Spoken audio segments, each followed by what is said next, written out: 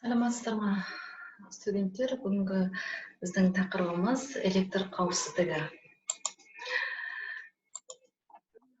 Электр қауіпсіздігі адамдарды электр тогының, электр доғасының, электромагнит өрісінің және статистикалық электрліктің зиянды қауіпті әсерінен қорғанысын қамтамасыз ететін техникалық шаралардың және құралдардың жүйесін айтамыз. Жалпы электр қауіпсіздігіне байланысты өндіріс 3 топқа бөлінеді. Электр қауіпсіздігі жоқ бөлмелері, қауіпсіздігі жоғары бөлмелер, яғни қауіпсіздігі өте жоғары бөлмелер.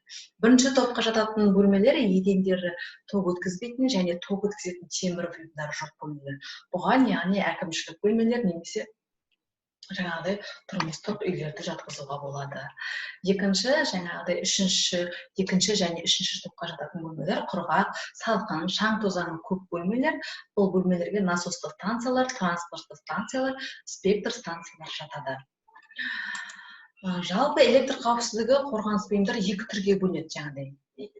Бірінші қорғаныс бұйымдары, екінші жеке қорғаныс бұйымдары. Жалпы қорғаныс бұйымдарына қорғаныс шлангілері, электр тогын кернеуін өлшейтін приборлар, қолғаптар, төсеніштер, қоршау бұйымдар жатады.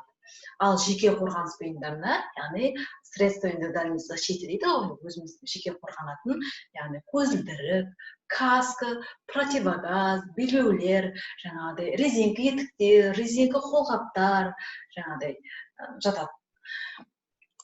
Электр тогының адам организміне әсері, мысалға адамға ток ұрған кезде термиялық, электролиттік, биологиялық әсер етеді. Токтың термиялық әсері дене терісін және әр жерінің күйуі, қан тамырларын, нерв жүйелерінің қызуымен байланысты. Екінші, электролиттік әсері қанның және организмнің басқа сұйықтардың ыдырауына байланысты, оның физикалық құрамының бұзылуына туғызады. Үшінші, биологиялық әсері ағзаның тірі жасушаларының қызуы нәтижесінде адам буындары тартылып, яғни жүрек, өкпе қысылады, нәтижесінде қан айналуы мен тыныс алу жүйесінің жұмыстары нашарлап, тіпті олар тоқтап қалуы да мүмкін. Электр тогының соғу нәтижесінде мынандай жағдайлар туындайды. Мысалға, естен танып буындардың тартылуы, немесе естен танып буындар тартылғанмен тыныс алу және жүрек ағысының жұмыс істеуі нашарлайды. Естен тану, жүрек, тыныс алу жұмыстарының тоқтап қалуы, яғни қан айналуына, тыныс алу, яғни жүректің тоқтауы да мүмкін. Электрлік соққы, қауіпті тоққа түсуі, адам организмде физиологиялық процестердің бұзылуы, және айтып кеткен организмнің тұтас бүлінуіне әкеледі. Электрлік соққының негізгі белгілері, айтып кеттік, есінен тану, сіңірінің тартылып қалуы, немесе демалыстың тоқтап қалуы. Жұмыстарды орындау кезінде, мысалы, электрлік қауіпсіздік ережелері бар. Жұмыс орындау кезінде.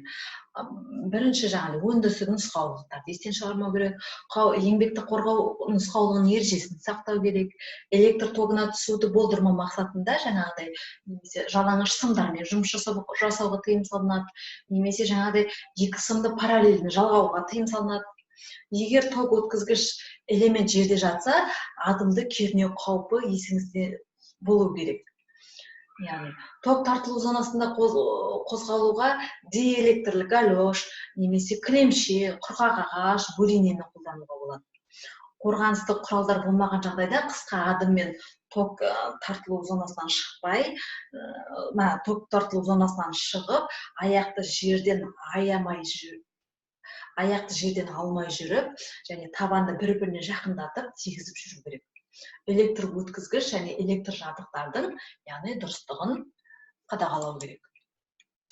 Алғашқы көмек ең алдымен электр тогының әсерінен, электр тогының көзін тоқтатуы қажет.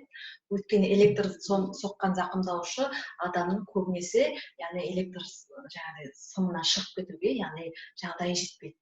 Көмек көрсетуші оны құтқармас бұрын адам өзінің қауіпсіздігін, өзінің қауіпсіздік ережесін сақтауы керек. Ток келіп тұрған көзді тоқтату үшін ажыратқыш қосқыш тетіктер немесе тығындарды, рубильниктерді ажыратып, көмек көрсетуші адам қолына резинка қолғап киіп, немесе құрғақ жүн матамен ұстайды. Аяғына резинкаға тікеу керек. Тоқ ұрмайтындай еткеннен кейін ғана зақымданушы адамды тоқтан тартып ажыратуы немесе не болмаса зақымданушы адамды басқа да тәсілдер көзімен ажыратуы керек. Мысалға, кез келген құрғақ затпен, кез келген құрғақ ағашпен тоқсымын басқа жерге де бұруға болады. Жүрегі тынысы тоқтамаған болса, оған толық тыныштық керек. Жылы су ішкізіп, мүсәпір спиртін ескетеміз, терісі күйгенде борлы вазелин жағамыз, немесе сутегінің асқын тотығымен сүртіп, стерилді бинтпен, яғни таңып қоямыз, байлап қоямыз. Егер тынысы тоқтап қалса, жүрегі соқпай қалған жағдайда, яғни клиникалық өлім деп айтамыз ғой, сондай жағдай болған жағдайда, дәрігерге дейінгі алғашқы көмек, реанимация шараларын жасау керек. Ол үшін жүрекке массаж жасау керек, ауызбен ауызға үріп демалу арқылы қолдан тыныс алдыру керек. Яғни, онда да жаңағыдай қауіпсіздік ережесін сақтау керек, себебі өзіңнің қауіпсіздігіңді бірінші жолға қою керек. Егер ол адам мысалға бөгде адам болған жағдайда, ол бір жұқпалы аурулармен ауырып қалуы мүмкін, ауырған болуы мүмкін. Сол жағдайда жаңағыдай сілекей арқылы ауру жұқпас үшін жаңағыдай ауызбен ауызға дем салу дейміз ғой, дем салып үрлеу, яғни бірінші аузының сілекейін сүртіп алып, сосын үстіне жаңағыдай қолымызда бар салфетка ма, мысалы влажный салфетка ма, сол арқылы тыныс алдыруымыз керек. Сонымен бірге шұғыл дәрігерлік көмек көрсету және ауруханаға жеткізу керек. Егер екінші, төртінші дәрежедегі зақымдану болса, яғни зақым алғаннан кейін, мысалы 30-40 минут өткен соң адамды ұйқы басып, басы айнала берсе, жүрегі қағып, тер басып, жаңағыдай тынысы тарыла берсе, денесі тітіркенсе, оған зақымы жеңіл деп қарамай, жаңағыдай дәрігерге дейінгі көмегін дәрігердің бақылауына барып көрсетуіміз керек. Осы тақырыпты енді жазып, жаңағыдай бақылау сұрақтарына жауап беріп жіберерсіздер. Назарларыңызға көп рахмет. Сау болыңыздар.